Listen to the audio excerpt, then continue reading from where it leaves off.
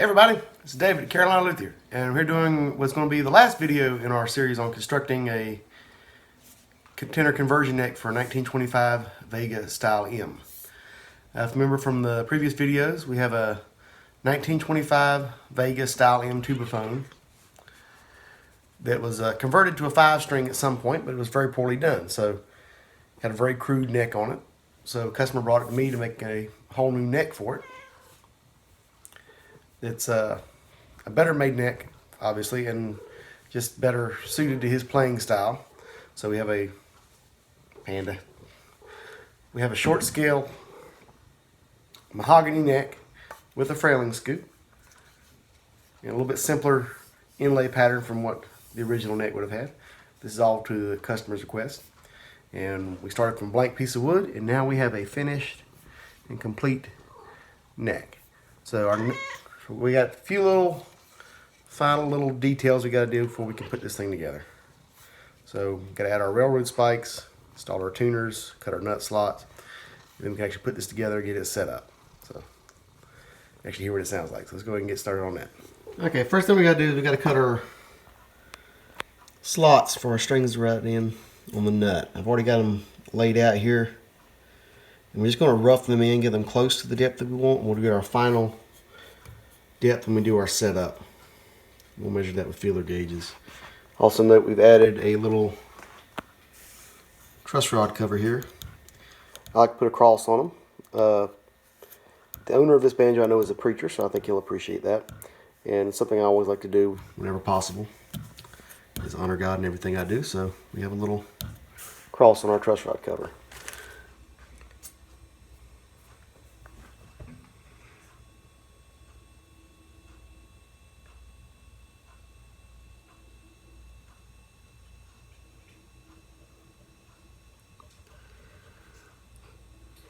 And these nut slotting files are gauged to approximately the thickness of the strings that we're going to be putting on it.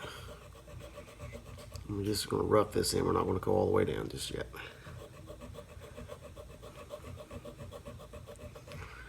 I just want it close.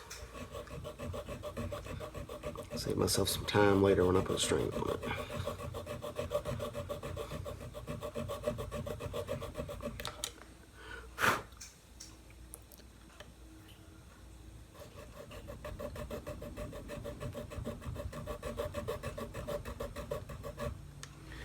Okay, next thing we're going to do is going to add our 5th string tuner. And we see I have the tuner, I've took the knob off of it, because I have to drive this in with a hammer, and I don't want to be beating on the shaft. There's a little dowel, a hole drilled in it, so I'm actually putting contact on the tuner itself rather than on the shaft, because you can mess one up really easy hammering on that. So, and traditionally it's just the taper of the pin that holds it in, but I like to put just a dab of glue on it just so it doesn't fall out and the customer complains that it fell out when they change their strings. I use just a little bit of hide glue, and this is a slick surface and hide glue is easy to melt, so this would be easy to get back off if need be, because it's really still the taper that's primarily holding it.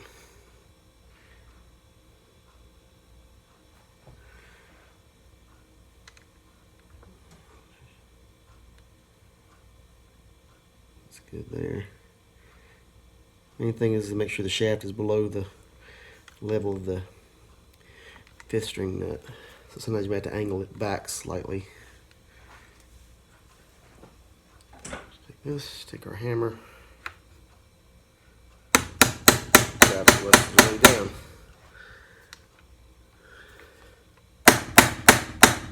That ain't going nowhere.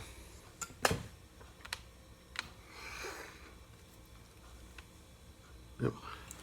Alright, so we're going to go ahead and install the rest of our tuners.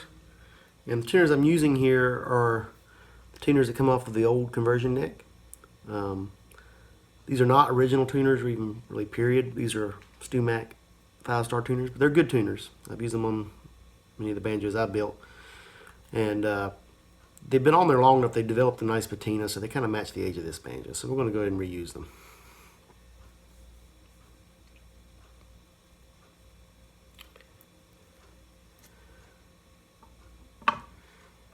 I drilled these out to be a pretty tight fit. And there's a little bit of finish in there too, so it's probably even tighter. Which is good. Don't want them moving around.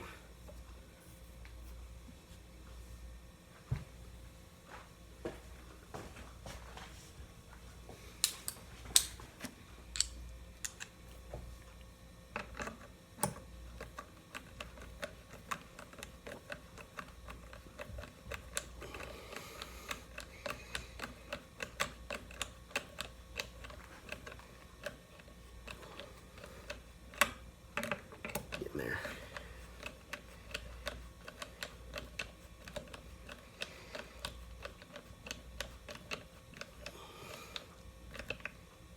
Yeah.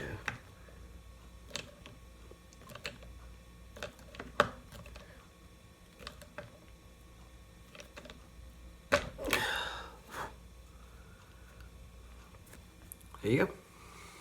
Do 3 more. Okay, so next thing we got to do here, we have to add our railroad spikes. Now banjos, since the neck is asymmetrical and we have one tuner halfway up the neck, it means we have to have some way of capoing this one string, because the capo right here is not going to affect this string. So the traditional way of doing this, and my favorite way of doing it, is to use these tiny little nails, often referred to as railroad spikes, because at one point before they made nails specifically for this, people would use model train railroad spikes. They look like little railroad spikes. So, I've already marked where they're going to go. I like to go about 1/4 inch off the fret and off the edge of the fretboard. And some people prefer the head of the nail facing in, some people prefer it facing out. I know from doing a previous banjo for this customer, he prefers them facing out. So we want to do it that way. I prefer them in. As a melodic banjo player, I use my thumb quite a bit. I don't want the head of the nail interfering with the string, but he's a pure claw hammer guy, so that's not going to be an issue for him.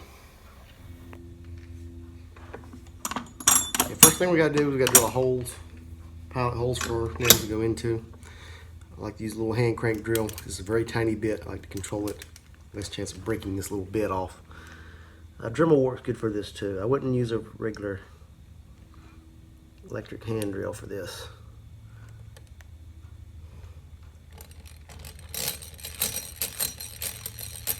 You don't want to drill too deep and drill through your neck. You don't want to break off this tiny little bit. That's really easy to do.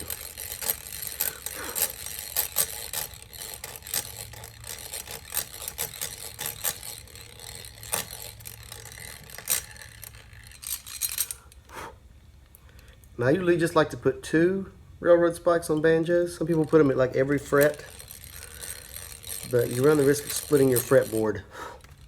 If not when you install it, you might do it later.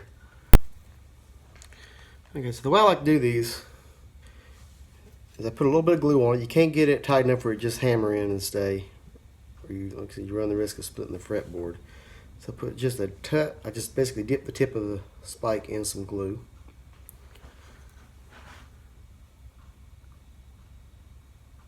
Get it started. I'll take my brass hammer and we'll drive it down. And I'll put a feeler gauge under it as I'm driving it down and stop when it hits that feeler gauge. And I just screwed the friggin' thing up, didn't I? Pay attention to the video and not what I'm doing.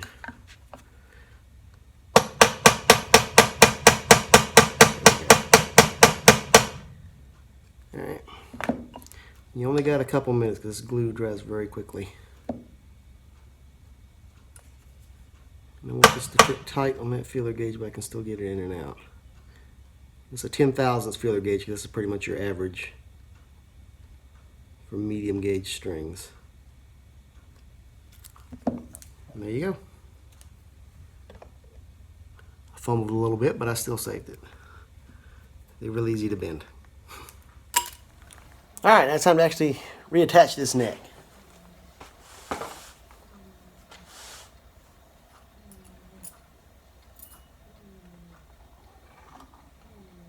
dowel just slides in there.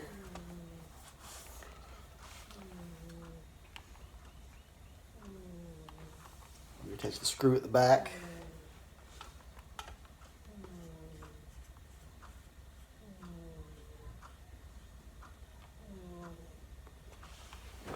much to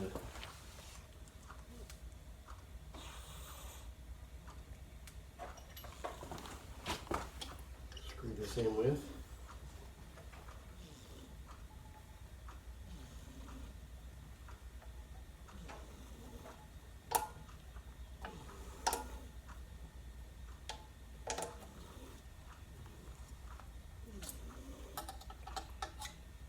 And we use our attachment hardware,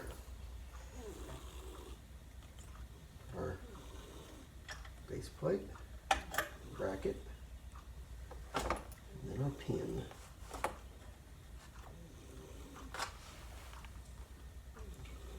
And we tighten this screw, we'll push our bracket up against the base plate, pulling on the pin, pulling the neck tight against the rim.